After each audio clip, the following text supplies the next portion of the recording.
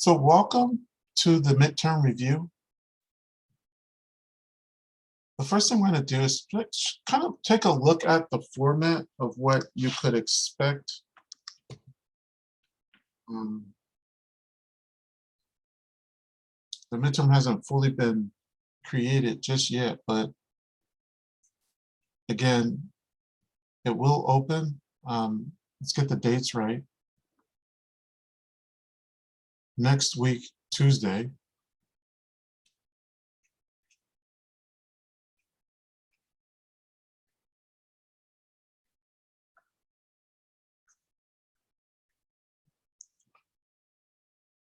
And that is the 26th, October 26th. And it opens at 12 noon, or 12 a.m., I should say.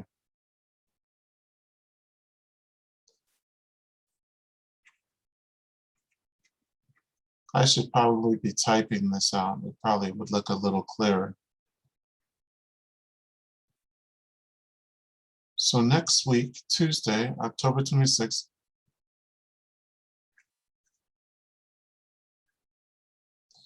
it closes Wednesday, October 27th. And that's at 11:59 p.m.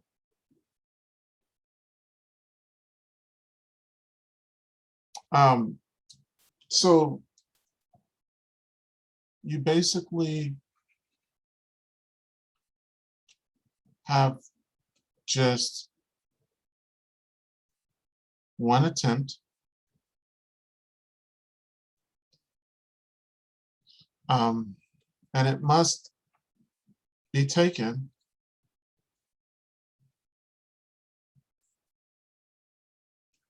within that time frame.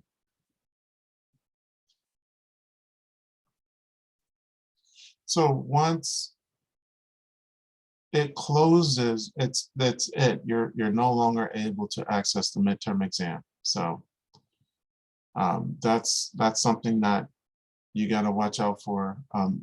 Plan on, taking it at a specific time, and then just give yourself that time. It hasn't fully been created just yet, and I can post more information about this in my Sunday's announcement. But you could expect about 2 hours of time, at least.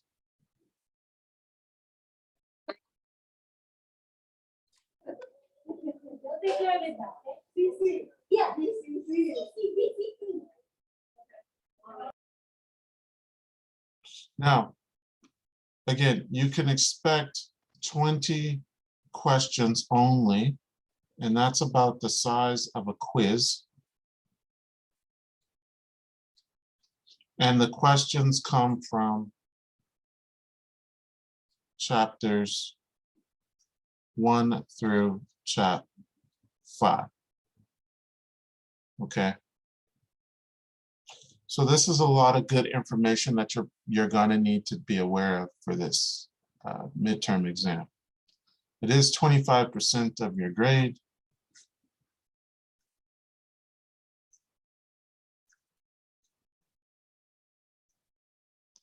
And right now, there's actually a practice midterm out. And I must admit, the practice midterm will not affect your grade.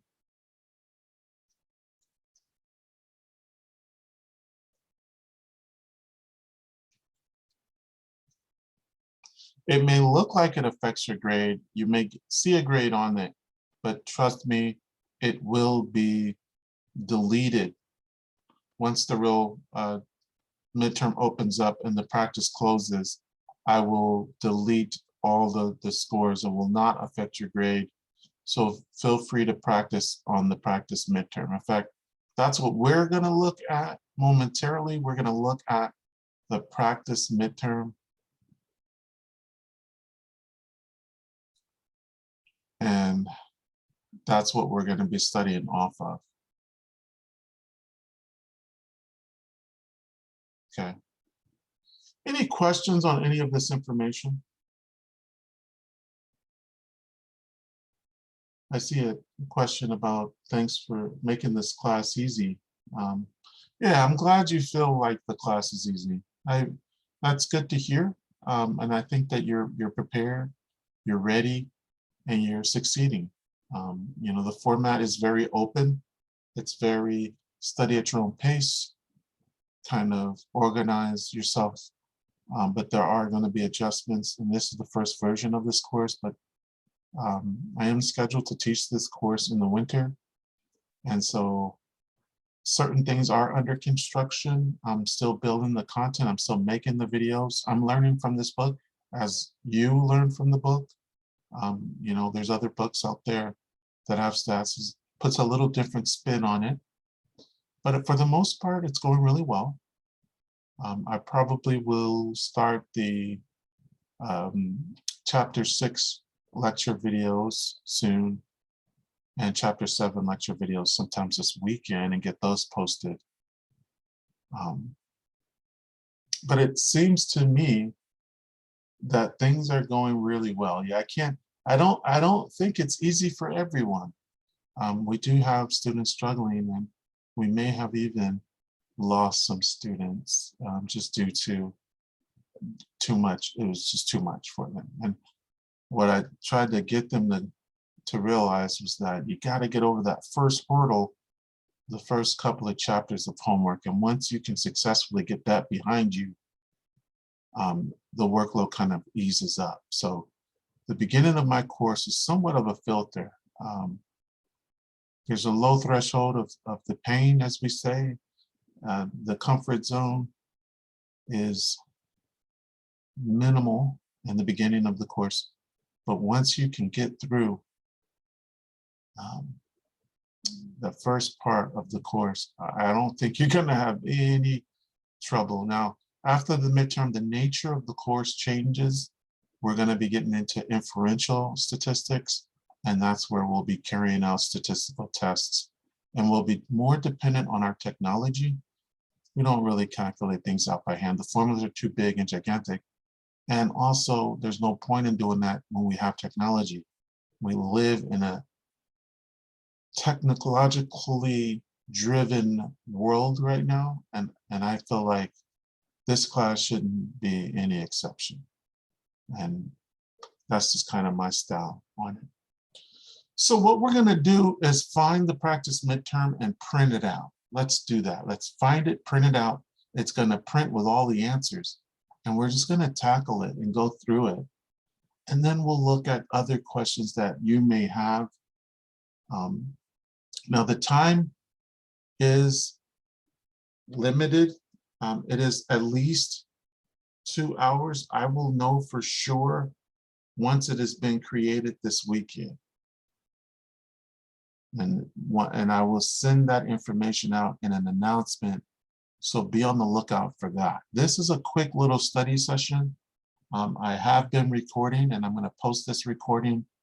But we are going to be discussing the midterm even more as we dig into it more. And I know some students are still catching up and still working on chapter 4 and maybe getting to chapter 5 by now.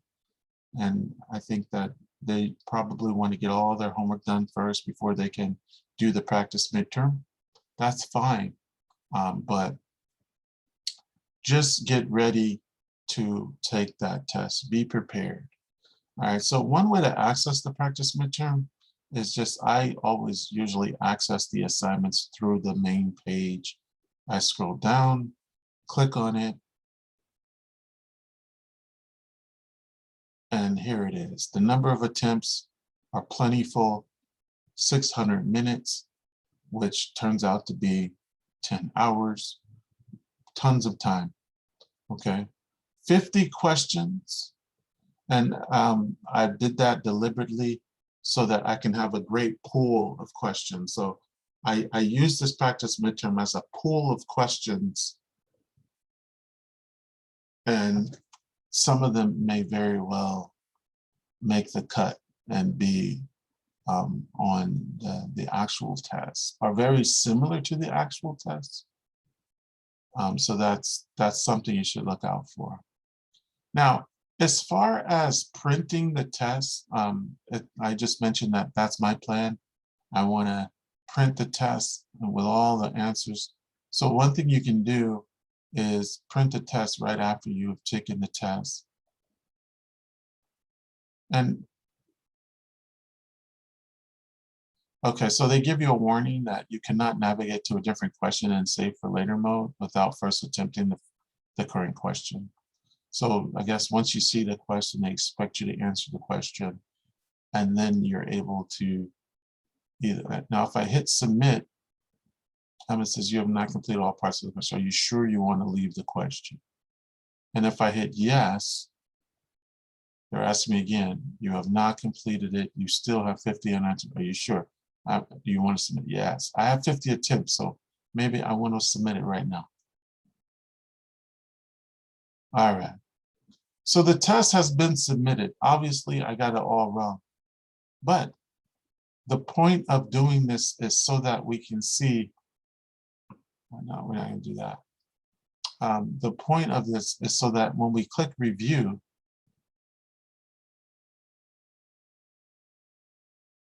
we can see what we needed to do. And then they also ask you to print. And when it says print, you can print the test with the correct answers. I would recommend doing this because then you can kind of monitor how you do and use it as a study guide as well. So I'm actually going to print it onto my window. So let's do that.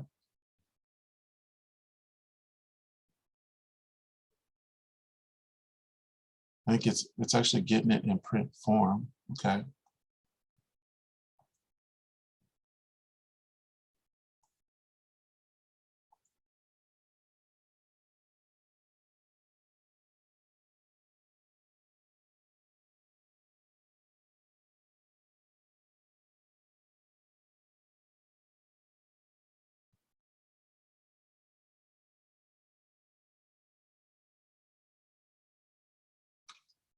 I'll make a quick note.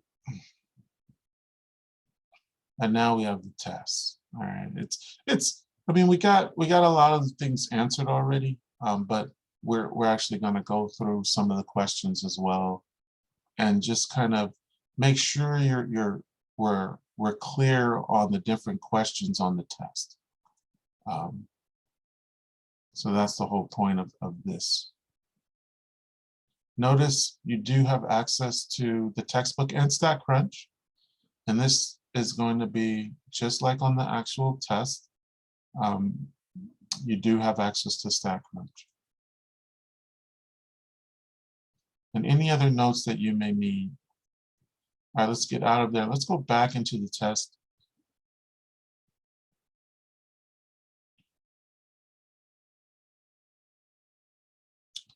So we're going to go down to practice midterm.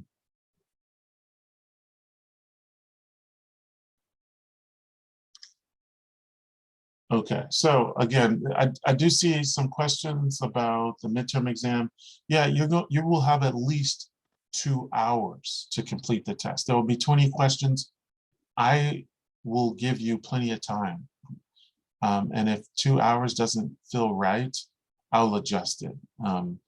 So I want everyone to have a good amount of time, an abundance of time. And I will know by the end of the weekend how much time after the test has been created. I'll send an announcement out and I'll let you know at that time how much time is the test. It will be timed. Now, as far as the improvement of homework, it is open. The homework stays open for a very, very long time. The homework closes out. All right, that's been a question. Okay, so you guys want to know that? Let's be precise. I'm going to give you the exact time that it closes. The final submission deadline for all the homeworks is December 6th.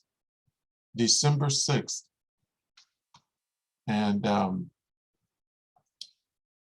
notice what happens during December 6th. That's a Monday. That is the final day. That's the day I finalize the grades. So basically after December 6th. So December 7th, I finalized the homework grades. They are closed. If you didn't get it done, forget about it. Don't worry about it anymore. It's done. It's over. So by the 7th, we will know what your homework average grades are.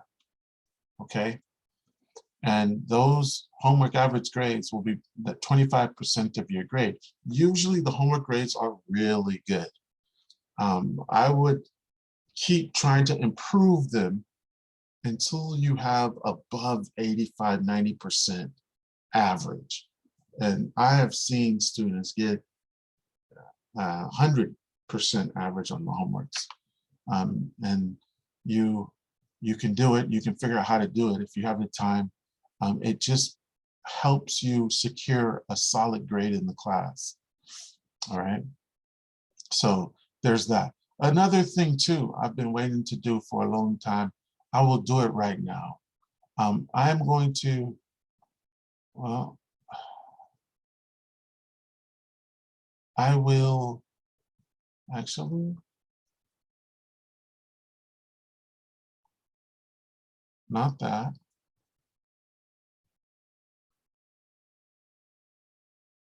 It's actually the group edit. And we're going to drop the lowest 2 scores from the homework. So the system will automatically find your lowest 2 and drop them. Okay, so you might see 2 homeworks that have been shaded. It just means that it's not being counted for anymore. So now everybody just probably got a grade boost just now. So the system is now automatically dropping your lowest quiz in calculating your grade and your lowest 2 homework scores right now. It's happening, okay? And we're gonna do the same thing for our other section. So this will give you a more accurate picture of how you're doing in the class right now, going into the midterm.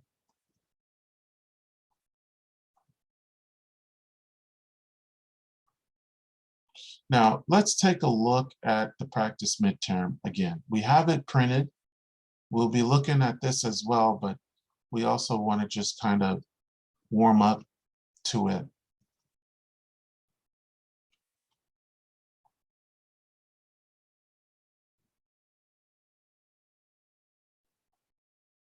We found out there was actually a question on the practice midterm that came from a section that we skipped. And a student noticed that. And then we decided, hey, don't worry about it. It made it on the practice final in error. It will not be on the real test.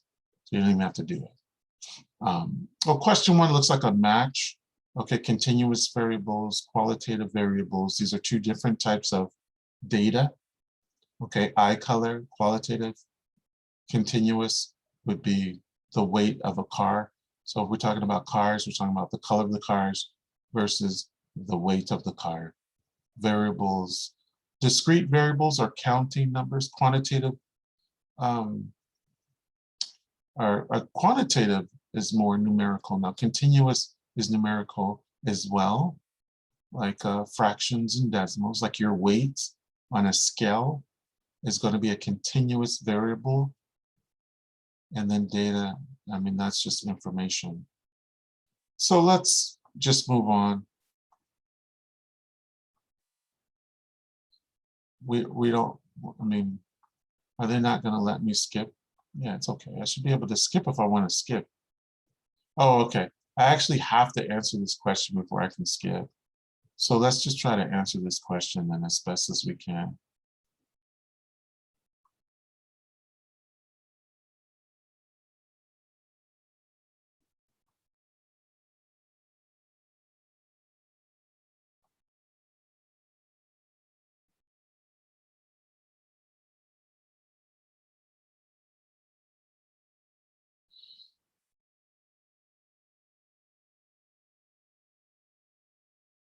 Okay, so this would be discrete, and this would be continuous, and this would be quantitative.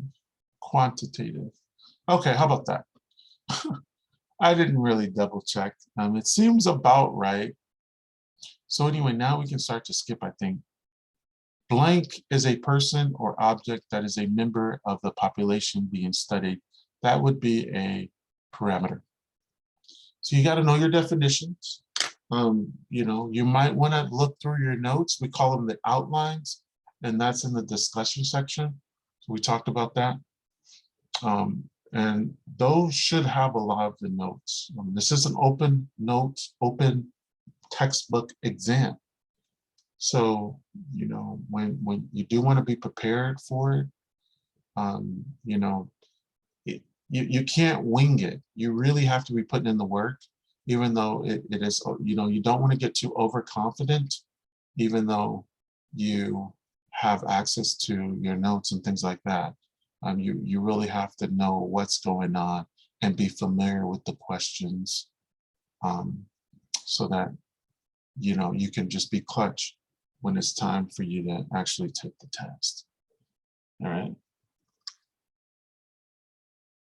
Now there are some questions on 5.2, and they're probably in the practice, but we can also go to that homework assignment and take a look at some of the questions from that homework assignment as well. Now, sometimes you can't do everything using technology too, so sometimes you got to watch out for that.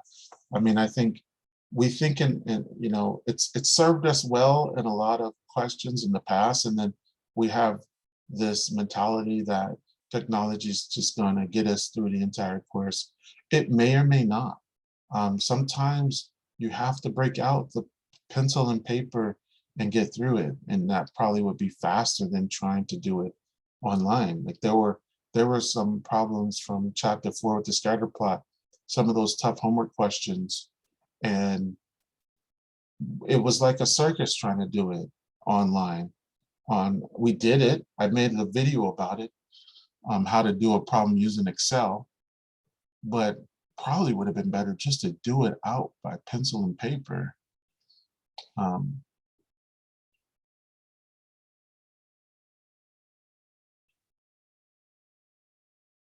Determine whether the study depicts an observational study or an experiment.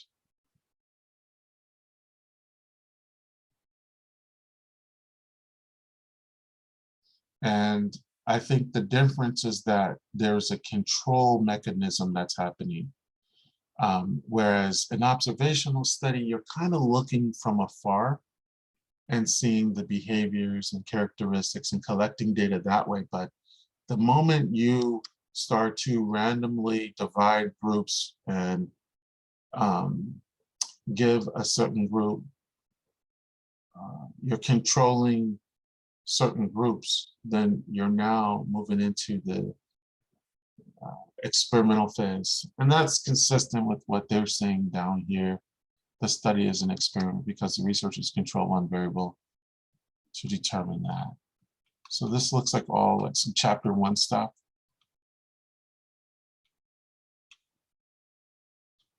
So the practice has a little bit of everything, quite a lot of stuff.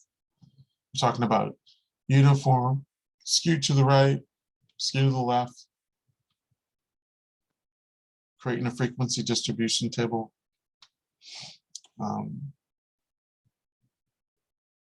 Here's a stem and leaf plot. So 1O is 10, 11, 12, 21, 24, 24, 27, 28. There are 3 35s in the data. And so this is the original set. This just helps you read it better. So it's kind of, you can look at the distribution of shape. Like a stem and leaf plot is kind of like a bar chart, but horizontally like placed. And it even can pass for a histogram as well, where each class of the histogram is like 10 to 20, 20 to 30, 30 to 40. And the numbers that are being stacked like a dot plot are kind of like the kind of like the frequencies of that class. So we can see like there are 6 numbers and 30. And so that's how you would read that. It's nice and symmetrical too.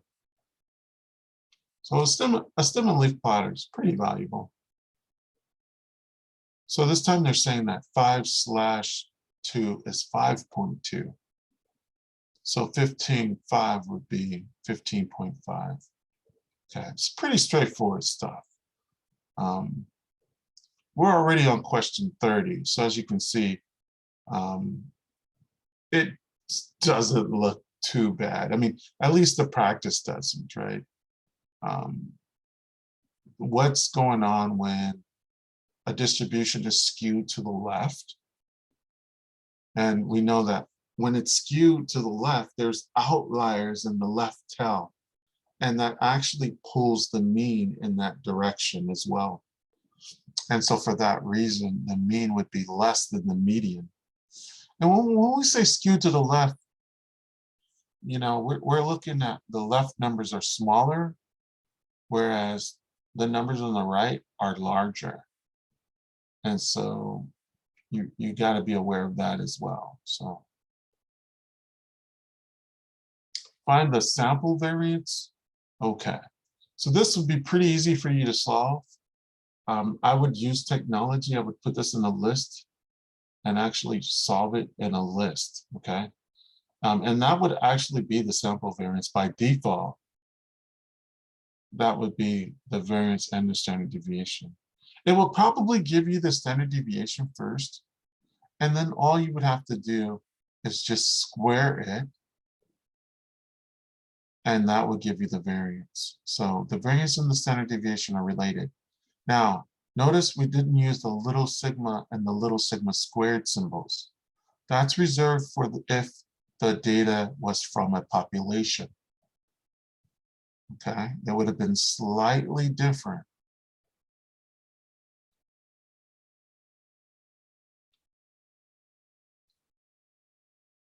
Yeah, some of these are good questions. And you know, you really want to dig into these questions. You kind of want to do your research. You want to know from what section each question is on too. That could be helpful in your preparation. You know, you might want to know, like, wait, what chapter is this from? You know, so that's something that you might want to do just to stay organized. Here we can actually see the data. Well, that's good. It actually shows the data there.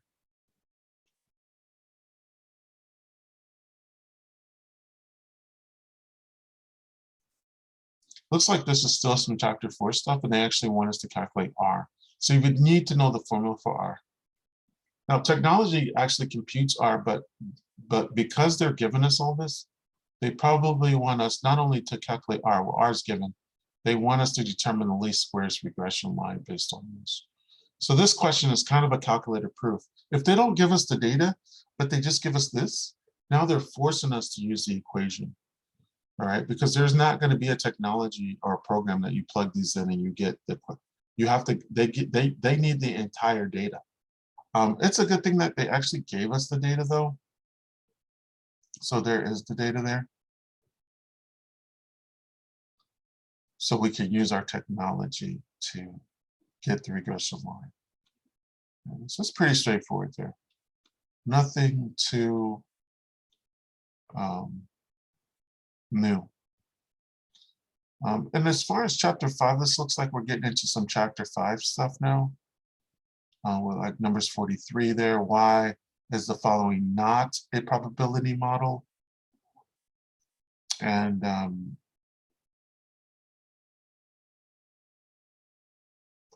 guess this would be because the probabilities do not range from 0 to 1. The green one screws it up. And also the sum of all the probabilities should total 1. That may happen, but still, it is not going to be a probability distribution because of the negative 0.2, right? So pretty straightforward there.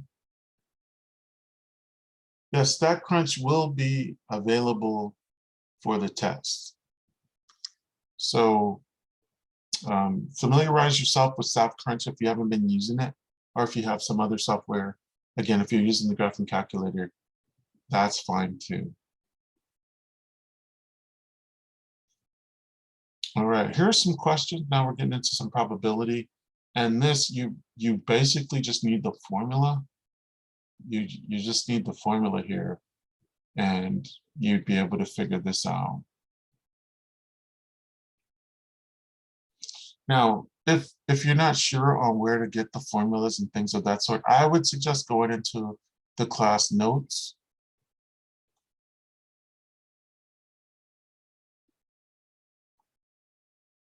I would then go into the chapter that whatever it's from.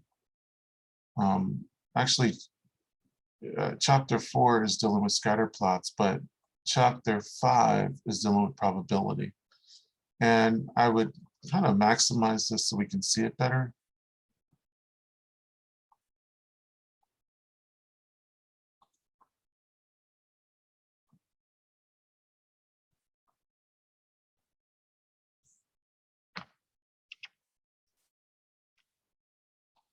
And now start to go down.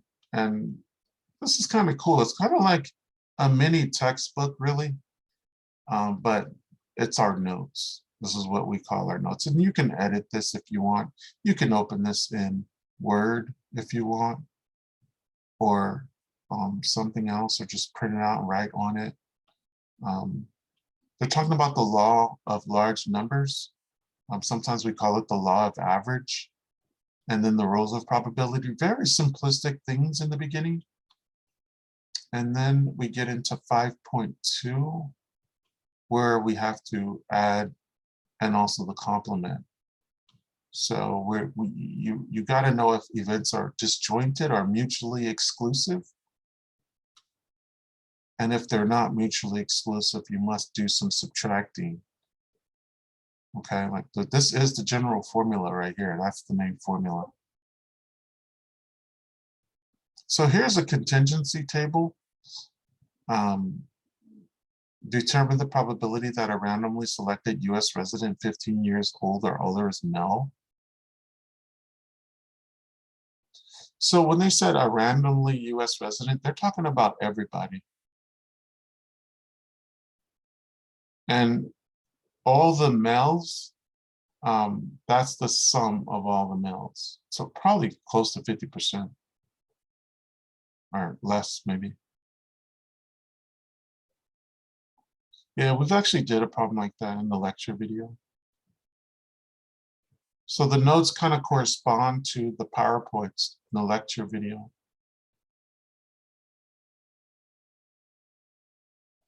But now here is the formula for the problem that we were doing. Here's one of the formulas.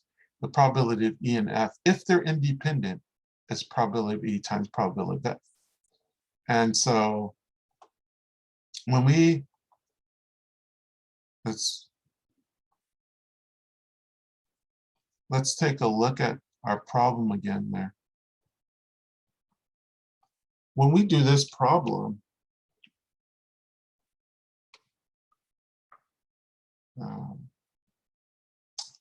yeah, here's the problem. It says the probability of E is 0.45. The probability of E or F is 0.60. And the probability of E and F is 0.20. So since there is a probability of E and F happening, it's possible. That formula that we were looking at does not really work. We actually need another formula, and there is another one. So we do need to look at that.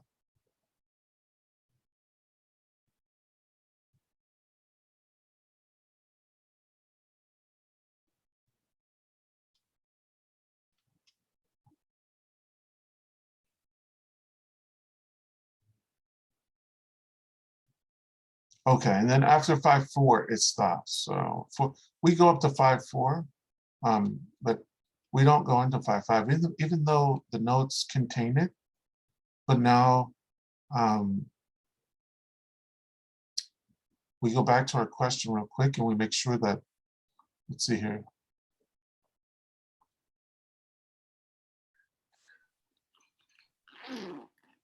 So here we have a problem, and it says the probability of E is 0.45 and the probability of E or F is 0.60.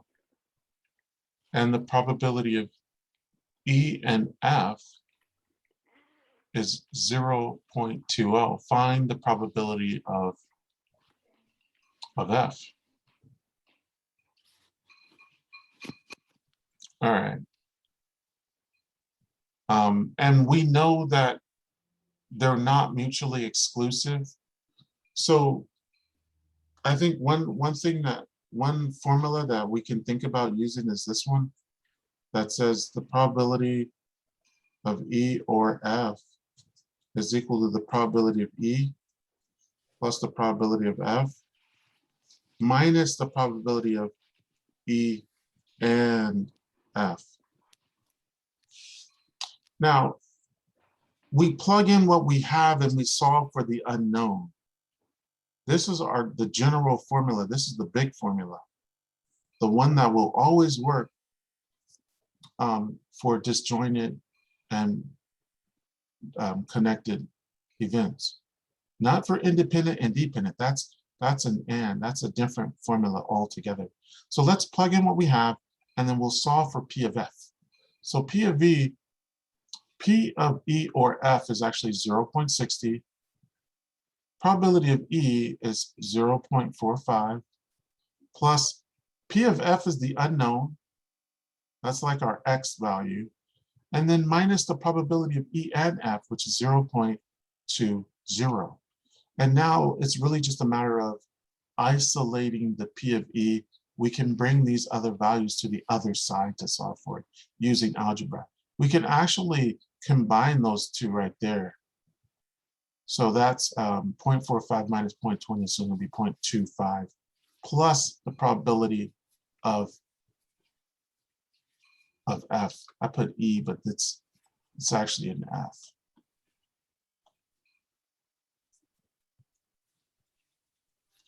And now I simply subtract 0.25 from both sides. I get 0.35 equals the probability of F.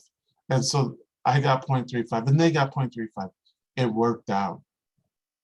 Okay. So that's kind of how this works.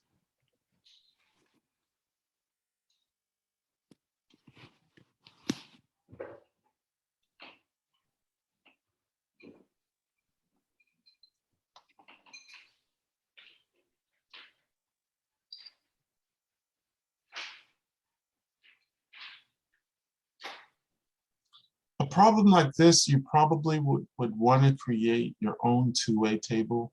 That's what's lacking here. I think that it would make more sense if they had given us the table, but they didn't. So what happens is you pretty much have to create your own table to make sense of the information that you're given. Here, again, there will not be a problem with the standard deck of cards, but we do practice these kind of problems just to kind of understand the probability rules. So what is the probability that the first card is a queen and the second card is a queen if the sampling is done without replacement? So you're pulling out a queen. So like, for example, if I pull out a queen, there's 4 queens out of 52 cards. The next time I pull it out, I'm not replacing my queen. I'm just gonna go for a new queen and there'll be 3 more queens and they'll only be out of 51 cards now. And at this point, you will multiply them across. Now you can kind of reduce it right now. I mean, 4 goes into 52, it's 113. 3 goes into 51 as well, 17 times. And I'm getting 100 and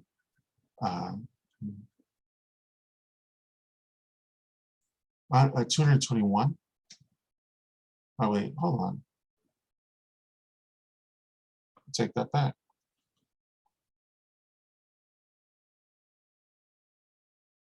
$221. Yeah. No. As should be the probability. And they got 0.005.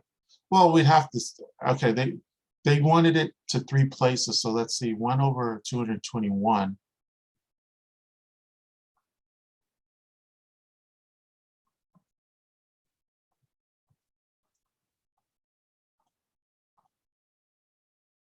.0045. So that actually rounds to 0.005. So we're good there. All right. And then if we are replacing the card that we drew, we'll simply get 4 out of 52. They shuffle the deck and you get 4 out of 52 again. And that's going to be 1 over 169. Because it's 113 times 113. And we get 13 squared is 169. And at this point, you would convert it into a decimal. Round to 3 places, you should get 0.006. And it's slightly higher. It's rare that this will happen, but you got a better chance if you're replacing the first card that you drew to pull 2 queens and 2 draws. It's unlikely to happen, though. This is less than 5%. It's actually less than 1% chance of this happening. It's very unlikely. It's possible, but that's how you would interpret that. Okay, out of 169 attempts of doing this, it might happen 1 time.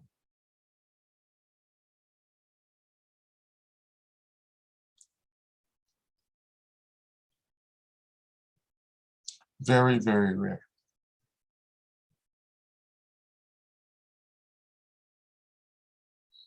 All right. So, I mean, that's the majority of the problems that we have right now. We'll take a look at some problems from 5.2, and then we're going to wrap it up here. I'm going to let you guys get to the practice and dig in and just communicate with me. Any questions that may come up that you want me to make a video about, or something that we can discuss longer. So, like for example, in the discussion section, I create helpful random homework videos. I've only did it 3 times so far. I went over problem number 2 from 3.2. I went over problem 6 and 7 from 3.2. And I think I even did a problem from 3.3 in there. So this video has turned out to be pretty good. And then this video, I did a problem from 4.2. I did problems 2 and 8. And I also did problems 4 and 5 from 4.3. Okay. So if you happen to see any weird questions from chapter 5, let me know and we can discuss it and you can get some help on those problems. Now, as far as section 5.2, it's really just kind of testing you on your understanding of probability in general. So it says here, a probability experiment is conducted in which the sample space of the experiment is this, from 11 to 22. Let event E be 12, 13, 14, 15, 16, 17, and event F be this. List the outcomes in E and F, okay? And then not only that, are E and F mutually exclusive?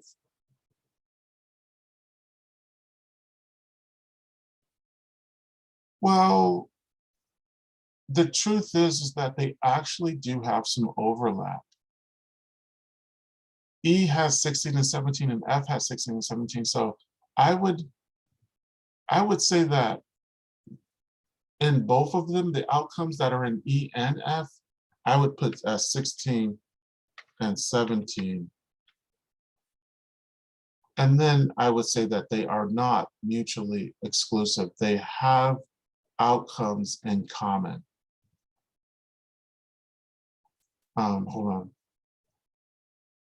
Oh, of course, they're not mutually exclusive. Sorry, mutually exclusive means they do not have anything in common. That's like Mars and Earth. Those two planets are mutually exclusive. There is no overlap, right? You don't, there's nobody that exists in both of them at the same time right now. Okay. But we're learning that anything is possible. Just got to figure out how to do it. So we'll make the correction there. We'll say, no, E and F have outcomes in common. Okay.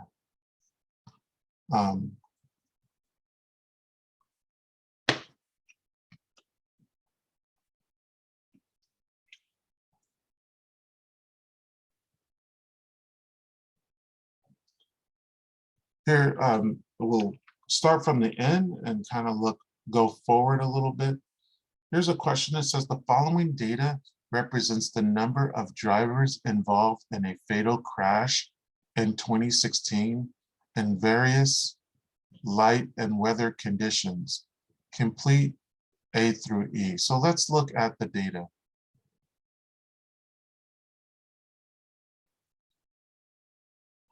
So we have data. So light condition, daylight, dark but lit, dark, dawn and dusk, and then other. And then the weather, normal, rain, snow, sleet, other, unknown. All right. So the first question is, determine the probability that a randomly selected fatal crash in 2016 occurred in normal weather. Well, as you can see, normal weather is listed in the first row. We would have to add up all of those values because that would be the total number of fatal accidents in normal weather. We would add up the total and we would have to divide by the total number of fatal car crashes. Now, if we were to open this in Excel, we probably could do it a lot faster, just because you would total up each row and then total that in the end to get the grand total. I don't know if you can compute. I mean, I'm pretty sure you could. It's just a matter of setting up your sheet to compute the sums. You could sum up each row and then sum up the last column would be a way to do it. So like, for example, if we did, and we sum from here to here,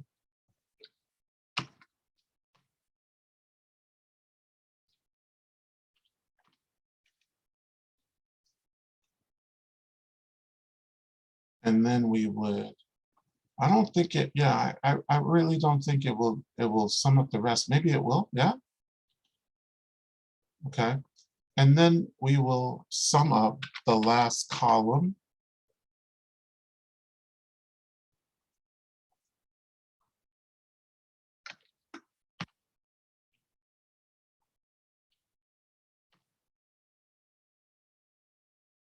Let's go back.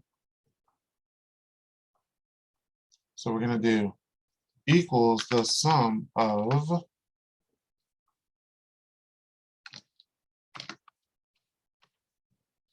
So now we have the grand total.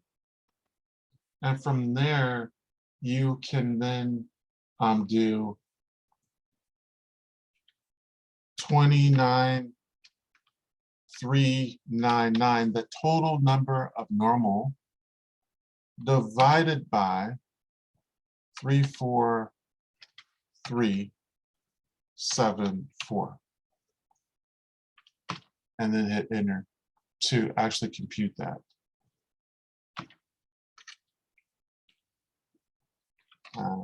If we can do this like that,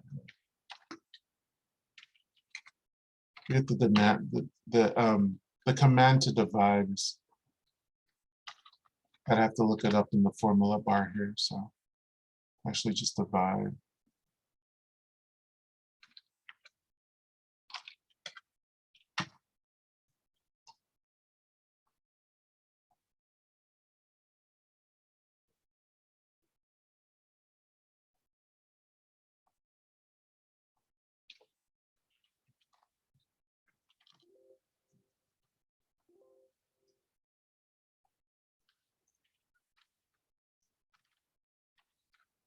It helps. I mean, to fool around a little bit with Excel. I don't see anything wrong with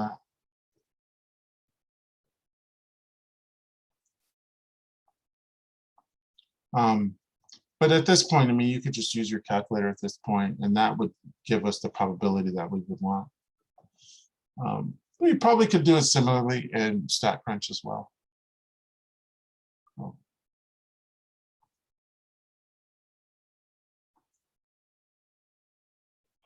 So just become familiar with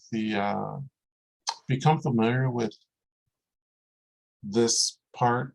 I mean, find the probability that a randomly selected multiple birth for women 15 to 24 years old involved a mother 30 to 39.